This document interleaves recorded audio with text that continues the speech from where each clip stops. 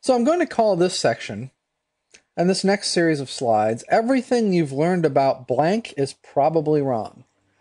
And we're going to start with the idea of the law of attraction of new thought. And I could have put a lot of things on this slide, but I really just think if you were to go out and you were to read one book, and you're going to have a lot of information across these sessions and a lot of information that you're going to want to be looking up and investigating further. So I'm trying to keep it as simple as I can for you. This book is a very, very powerful book. It's actually an adaptation of a PhD dissertation. For some reason, she chose the New Thought movement in its early form from 1875 to 1920 to do her PhD dissertation on at Princeton University. She approached this like a world-class period historian would. And that's frankly what makes this book far more valuable than most of the others that are available on the New Thought movement, and especially the early New Thought movement. Generally speaking, the other books are done by people that are religious scholars. And because they're religious scholars, they have certain ideologies and certain lenses that they're viewing their analysis from, that they're basically doing their analysis within this certain framework of other beliefs. The great thing about a really well-trained and talented period historian is that they're trying to get inside the heads of the people that they're talking about. And in this case, and of course all history is about people, even though we're talking about the New Thought movement, it's really about people. And that's exactly what Seder did here. She went back and she read everything that you can possibly imagine on the New Thought movement during this period of time.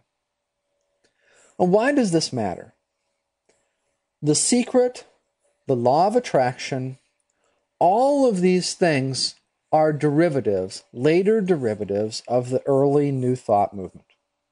It really is that simple. And in fact, you actually can see the people who are advocating those ideas specifically referring back to people from these earlier time frames. So what we're going to try to make sure that we do at every turn in our analysis here of these ideas is go back to the very beginning of where things start. And that includes with things like the law of attraction, the secret, the New Thought movement. Well, it really starts in the late 1800s for the New Thought movement.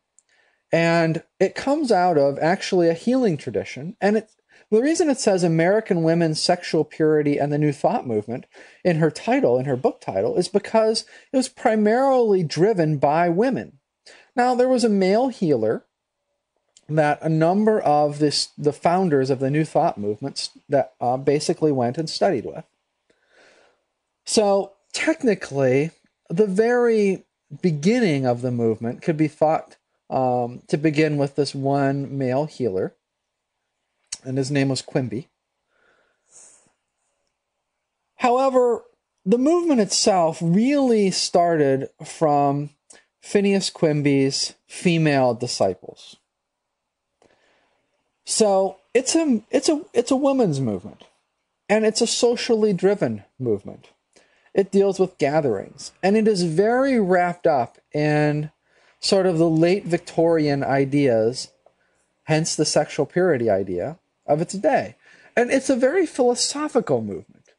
This is so much of the information that has been stripped out of it and attempted to be simplified by later authors. So when you go back today from a 21st century mindset, and you try to read these texts, unless you've done what Beryl Sater has done, or unless you've reviewed the work of someone like Sater, you really don't have a clue what you're actually reading. This is very important because you're not viewing this within the perspective of a late Victorian, middle-class, Christian, American woman. Because you're not viewing it from within that framework, your chances of interpreting that information correctly are almost zero. All of the books that you see on Law of Attraction, New Thought, The Secret, they're all vastly oversimplified and very, very misinterpreted from these early advocates and the people who really founded this set of ideas and this movement. This was very tied up in ideas of sexual purity. It was very tied up in religious ideas and Christian, middle-class, female Christian ideas of the day. It was very tied up in the movement for women's social justice.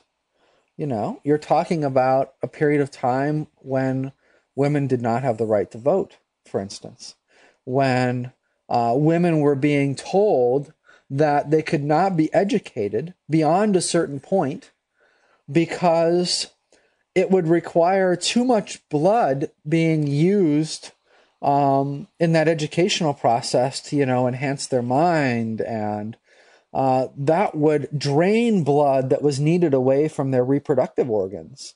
And because of that, would actually weaken the human race, because the amount of blood that would be needed for the reproductive organs would be going into their thinking processes. Right? And it didn't matter if a Christian middle-class woman in America at this point went to her minister or went to her local university professor, she would be told the same thing. To go beyond a certain level of education would be to weaken the race. These are the types of ideas that these women were having to wrestle with and were having to fight against, and they're unimaginable in our contemporary context. Another great example, very specifically relating to the philosophy of the New Thought movement at the time, was whether or not matter was in spirit or spirit was in matter. So you have a very, very complex theological, spiritual, religious argument that is at the very heart of the New Thought movement, that is at the very heart of these ideas that we call the secret and the law of attraction, and is completely forgotten today. This is very important because you can't simply take and go back to these early texts and have no understanding of them and then try to extrapolate out the material that you see published today as the law of attraction is the secret, as other aspects of the New Thought movement. And you've probably never even heard of the New Thought movement. But really all of these things, like the law of attraction, like the secret, all of these sort of ideas of visualizing something and then having it manifest in reality, getting the parking spot, getting the house, getting the relationship that you want, whatever it is, they all really go back to this idea that was started in the late 1800s by this very influential group of women. Now, there's also something very important to realize about these women, and that is that as much as you have people talking about these powerful ideas and how they've just been proven for hundreds of years, when a scholar like Seder goes back and says, what were the leaders of this movement's lives like? What she basically finds is that their lives were a wreck. If these ideas ever worked, they do not appear to have worked for the founders of this movement. And if you want more information on that, you can go ahead and get Seder's book. It's absolutely fantastic. And if you want even more resources to read about this, I'll be happy to recommend some of the other really outstanding academic research books and papers and whatnot that have been done in this area. But the bottom line is, this idea didn't work for its early advocates. And so, if you've tried to apply it in your life, it shouldn't come as a surprise to you that it has not worked for you now, because it didn't work then. And now you have misinterpretations of those things. So you're even further from the ideas that were being advocated and that were really sort of exploding in growth back then. Now, it did actually work in one area. Didn't work so much to get you the dream house and the dream car and whatever else, right? Did work as a healing modality.